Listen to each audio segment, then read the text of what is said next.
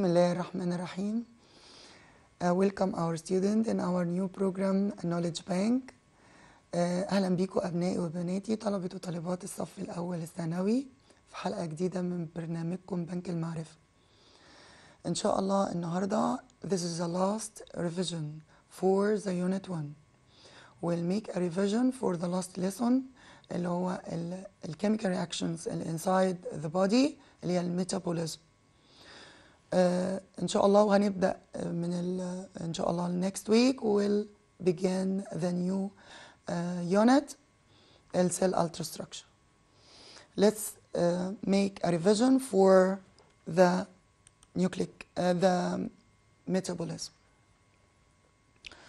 First question, anabolic and catabolic process. عايزين نفتكر مع بعضينا يعني ايه anabolic ويعني ايه catabolic الاول. تعالي نبدا الاول نعمل ريفيجن كده صغيره على الجزء ده. احنا قلنا ان الميتابوليزم is a process found inside the cell. We have two types of metabolism. Catabolism and anabolism. ايه الكاتابوليزم؟ الكاتابوليزم بيعمل بريك داون للجلوكوز مثلا and releasing energy. طب البريك داون ده يعني ايه؟ بعمل بريك داون للبوند اللي هي stored energy. تمام كده؟ ما بعمل بريك داون للبوند فبالتالي بعمل بريك داون للبوند ده بيؤدي الى ايه؟ releasing للانرجي. فده الكاتابوليزم. طب what is the importance of this energy? This energy important for all vital process اللي هي الأنشطة اللي الجسم بيحتاجها.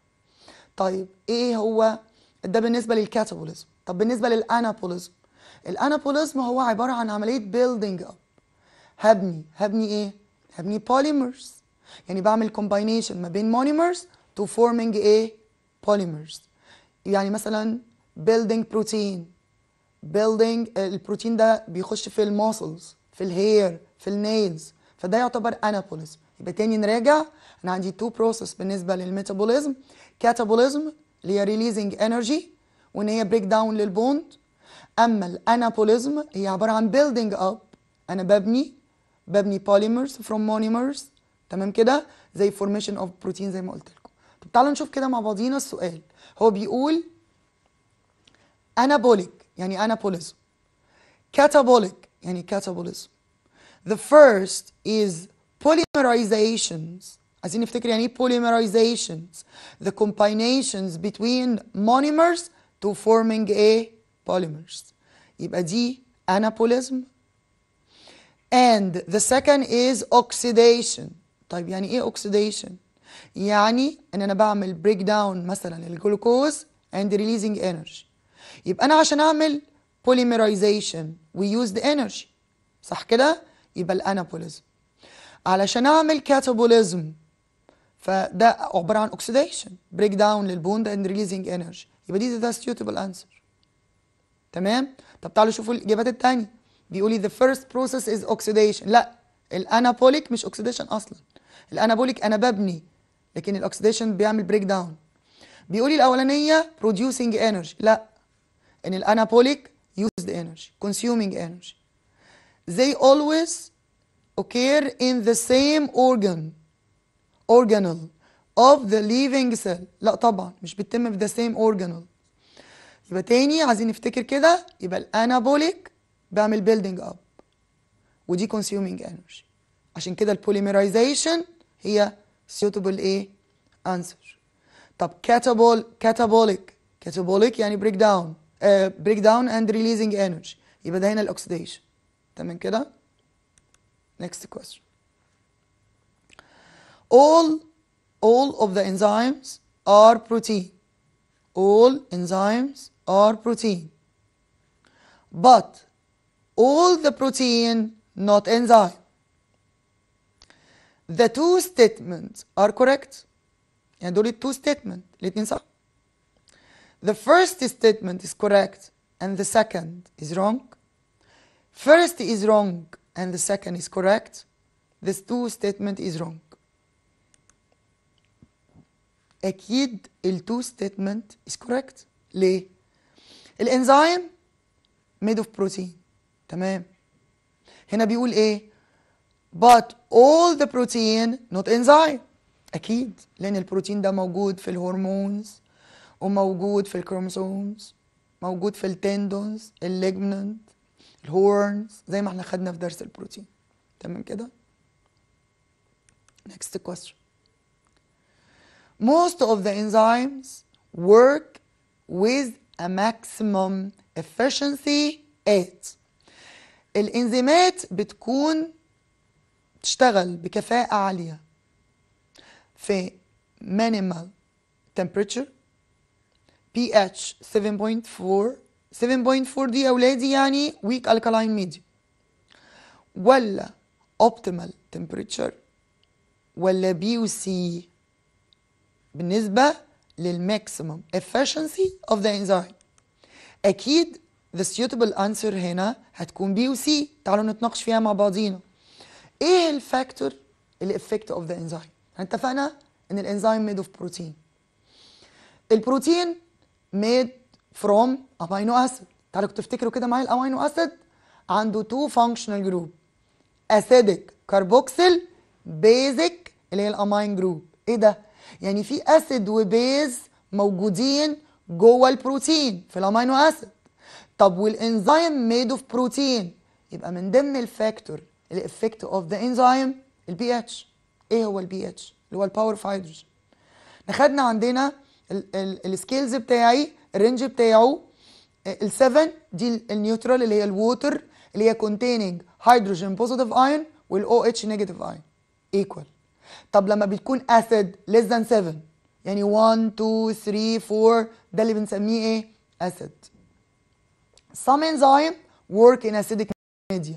خدنا قبل كده مثال مين؟ البيبسين. البيبسين ده موجود في الاستومك يا ولادي.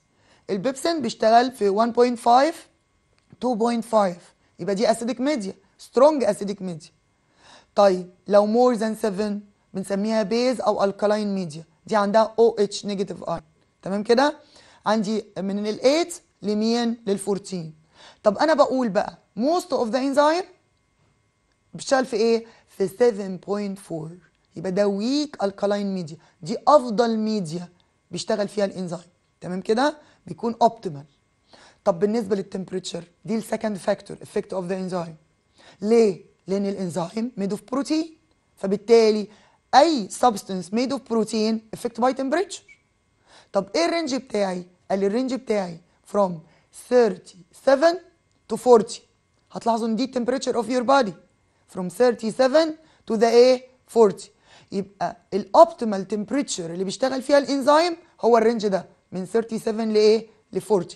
طب لو حصل ان التمبريتشر increase more than 40 هل الانزيم activity increase or decrease؟ اكيد decrease. لان انا عندي الاوبتيمال، لو زادت التمبريتشر more than optimal يبقى هنا الاكتيفيتي اوف ذا انزيم decrease. تمام كده؟ يبقى two factor effect of the enzyme. ليه؟ لان الانزيم made of protein. تمام؟ ايه هما التو فاكتور؟ التمبريتشر والاوبتيمال بتاعتي من 37 الى 40. اما الفاكتور الثاني هو البي اتش، وعندي بعض الانزيمات working in acidic media and other enzyme working in alkaline media او base media، و most of the enzyme working in weak alkaline media اللي هي 7.4.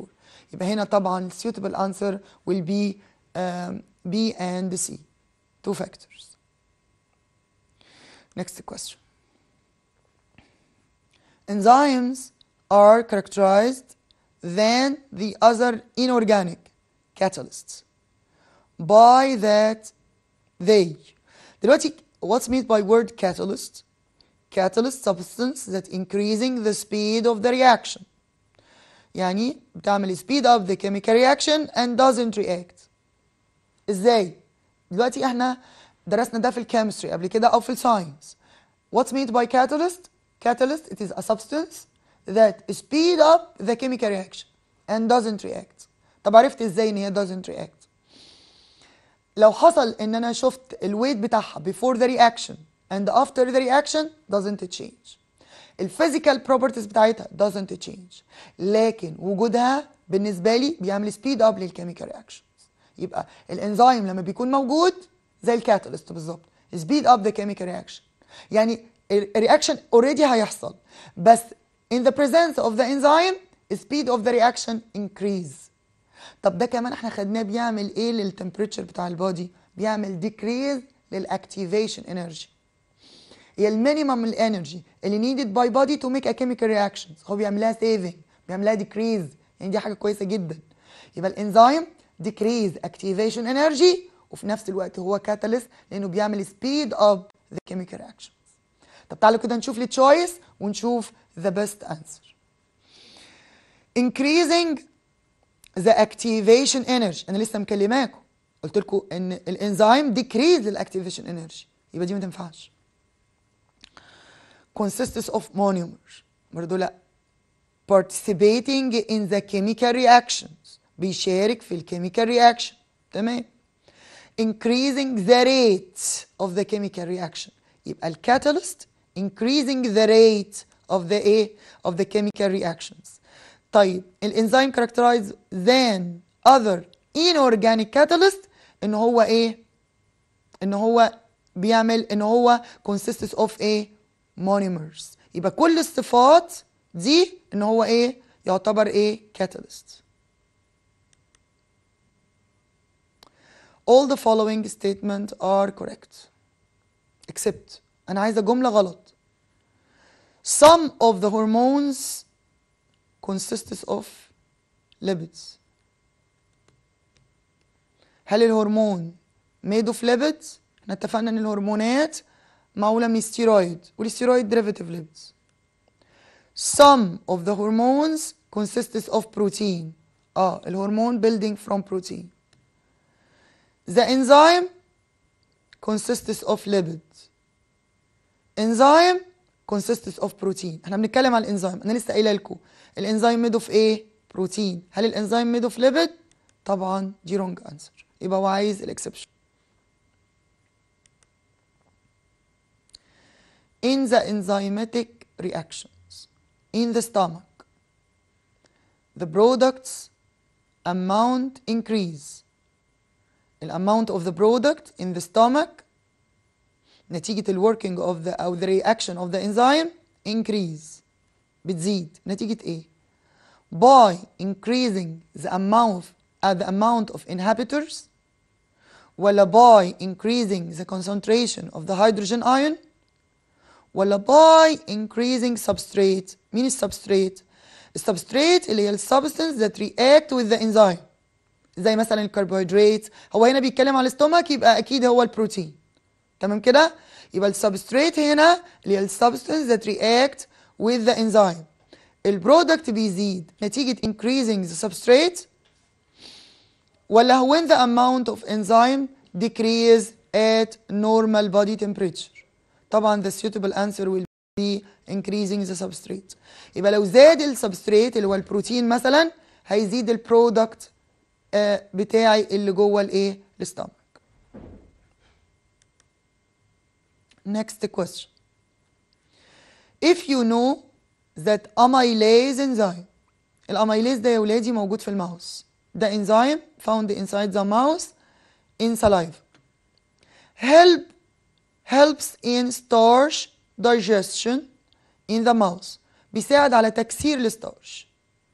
therefore the activation energy needed to hydrolysis يعني break down starch.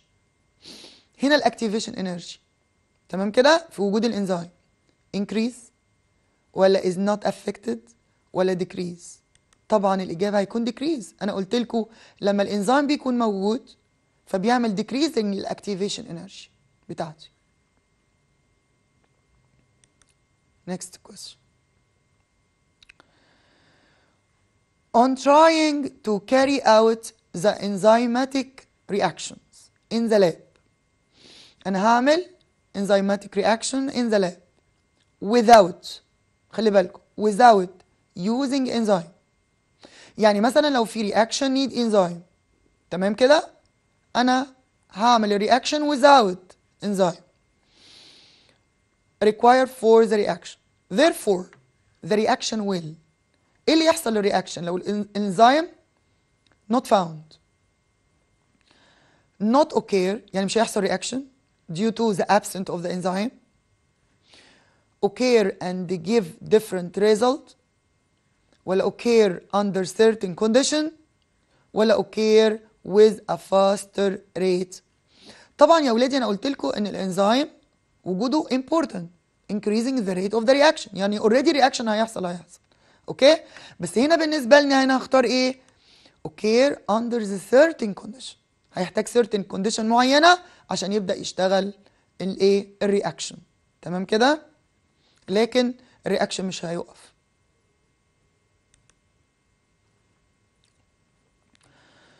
look at the figure in front of you. عندنا هنا two process، ركزوا بقى معايا فيهم.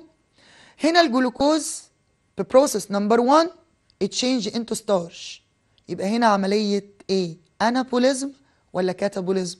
انا ببني اهو، حولت من مونيمر لبوليمر، يبقى من مونيمر لايه؟ لبوليمر، يبقى دي انا ولا كاتا؟ يبقى انا ببني، بعمل بيلدينج اب، بركب بوند، يبقى دي تعتبر ايه؟ انابوليزم. طب السكند قال لي انا الجلوكوز ببروسيس ريليز انرجي، اني بروسيس دي؟ اللي هي الاكسيديشن، اللي هي مين؟ الكاتابوليزم، ان انا بعمل بريك داون للبوند اوف ذا جلوكوز اند ريليزنج ايه؟ انرجي. يبقى نمبر 2 هنا هتكون ايه؟ كاتابوليزم. يبقى the process number 2 كاتابوليزم وبروسيس نمبر 1 انابوليزم. طبعا دي correct answer. يبقى تاني بصوا لها، الجلوكوز اتشينج انتو ستارش، يبقى هنا حصل له بيلدينج اب، connected together by bond، يبقى دي تعتبر انابوليزم اهي، يبقى نمبر 1 انابوليزم. الجلوكوز بريك داون البوند between molecules of the glucose and releasing energy، يبقى العملية دي اسمها ايه؟ كاتابوليزم. next question. which of the following statements is true for enzymes? Look to the figure. We have 3 enzymes. The enzyme number 1 containing one active site. الاكتيف سايت ده اللي connected with substrate، يعني ده المكان اللي بيتحد مع السبستريت، يعني مثلا مع البروتين مع الكربوهيدرات، just one site. هنا الانزيم نمبر 2 عنده 2 active site، يعني هنا ممكن يتحد مع 2 type of substrate. نمبر 3 عنده 3 active site، يعني كان connected with 3 substrate. هنا بيسألنا بقى الانزيم نمبر 1 less specialized than enzyme number 3 less specialized؟ لا طبعا. enzyme number 1 highly specialized than enzyme number 3 of course this is a suitable answer. اللي عنده one active site بيكون more specific، بيشتغل على مادة واحدة بس، انما اللي عنده 2 ممكن يشتغل على 2 سبستريت، اللي عنده 3 بيشتغل على 3 سبستريت. لكن مين بقى مين فيهم بيبقى more specialized؟ اكيد نمبر 1. تمام كده؟ next question. the enzyme is a polymer، طبعا لانه made of protein that consists of fatty acid. خدوا بالكم بقى، contain ايه؟ fatty acids monomers. يبقى الانزيم بوليمر consists of fatty acids. الفاتي اسيد دي المونيمر بتاعت ايه؟ بتاعت الليبيدز، صح؟ وانا لسه قايله لكم الانزيم ميد اوف ايه؟ بروتين، يبقى المفروض المونيمر بتاعته تبقى مين؟ امينو اسيد. فبيسالنا how far this statement is correct explain. طبعا دي wrong explanation. الانزيم is a polymer of protein that consists of amino acids. next question. catabolic process.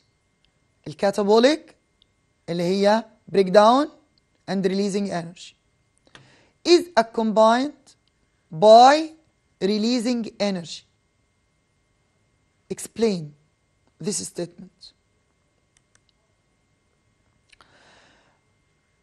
break down the chemical bonds that present between the atoms of the macromolecules, then releasing the chemical energy stored in them. In front of you molecule of glucose. انا عايزاكم تبصوا على المولكيول كده معايا. الجلوكوز ده عنده a group of bonds. ايه حكايه البونز دي يا ولادي؟ البونز دي هي الستورد انرجي. انا عايزين بس نفهم النقطه دي. لما اجي اتكلم فين where the main source of energy on the earth. مين المين source of energy؟ of course the sun. Which living organism have the ability to absorb sun rays directly؟ أكيد الجرين بلانت by photosynthesis process. الجرين بلانت absorb the light energy and change the light energy into chemical energy stored in food. stored in ايه؟ in food. فين بقى؟ الفود ده بيتبني من ايه؟ من molecules combined together. تمام كده؟ زي مين؟ زي الجلوكوز اللي قدامنا. كل بوند من البوندز دي has energy. يبقى الانرجي فين بقى يا ولادي؟ in the bond. يبقى البلانت عنده الابيليتي to take the energy from the sun and stored this energy inside the food. فبنسميها الكيميكال انرجي. يبقى البوند هي اللي containing energy. الكاتابوليزم بيعمل ايه بقى؟ inside your body by oxygen make oxidation. الاكسيديشن بيعمل ايه؟ break down this bond. بكسر البوند. فلما بعمل بريك داون للبوند الانرجي ريليزد. طب الانرجي دي فاوند فين؟ هتمشي كده في السيتوبلازم؟ لا، دي موجوده او كاريد اون ذا كومباوند. خدناه قبل كده اسمه ادينوسين ترايفوسفات. الادينوسين ترايفوسفات this compound carry storing house store of energy. هو ده المركب اللي بتتخزن فيه الانرجي جوه جسم. كل ما الاماونت اوف ATP increase يبقى your body have a lot of energy. هتفضل كده ولا consumed؟ اكيد consumed to make all vital process. ف this compound okay carry energy called ATP. طب جاب الانرجي منين؟ by catabolism. ايه الكاتابوليزم؟ break down البوند between the food molecules and releasing a energy. تمام كده؟ next question.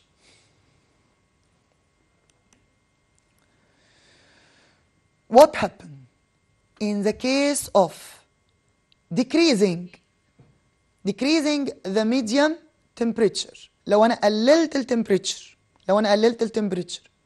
in which amylase enzyme work zero. دلوقتي لو التمبريتشر قلت يا ولادي لغايه ما وصلت لزيرو، تفتكروا الانزيم يشتغل؟ اكيد لا. الانزيم will stop. The activity of the amylase enzyme will stop. يبقى عندي زيرو temperature الانزيم ستوب. طب لو حصل ان التمبريتشر يا ولادي انكريز ذا انزيم اكتيفيتي انكريز، ايوه هتبدا تاني يحصل انكريز ذا اكتيفيتي اوف ايه؟ انزيم. Next question. When adding a solution that contains several substance X to a meat under certain condition amino acid are produced. انا جبت ميت وحطيت عليها substance X. تمام كده؟ الامينو اسيد بروديوس. هو الامينو اسيد ده ايه؟ ده المونيمر بتاع الميت اللي هي بروتين. يبقى الاكس ده يعتبر ايه بقى في الحاله دي؟ يعتبر انزيم. ليه انزيم؟ لانه عمل بريك داون للميت وحولها الى مونيمرز امينو اسيد. تمام؟ How do the substance X be similar to the other catalyst؟ ازاي؟ قال لي بيعمل speed up للكيميكال رياكشن without being affected or consumed. يبقى فعلا الانزيم catalyst speed up the reaction and doesn't react. Give reason. The suitable temperatures for using some clothes detergent المنظفات يا ولادي are recorded on them. ليه بنحط درجة حرارة معينة على الكلوزز بتاعتي؟ يقولك مثلا التيشيرت ده محتاج مثلا 30 degree سلسيوس. ليه؟ لأن الديترجنت دي اللي هي المنظفات بتحتوي على انزيم. عشان الانزيم ده work محتاج ايه؟ optimal temperature. يبقى تاني to provide the optimal temperature at which the enzymes present in this detergent work with a maximum efficiency. Okay? This is the last question today. Thank you for your listening and goodbye.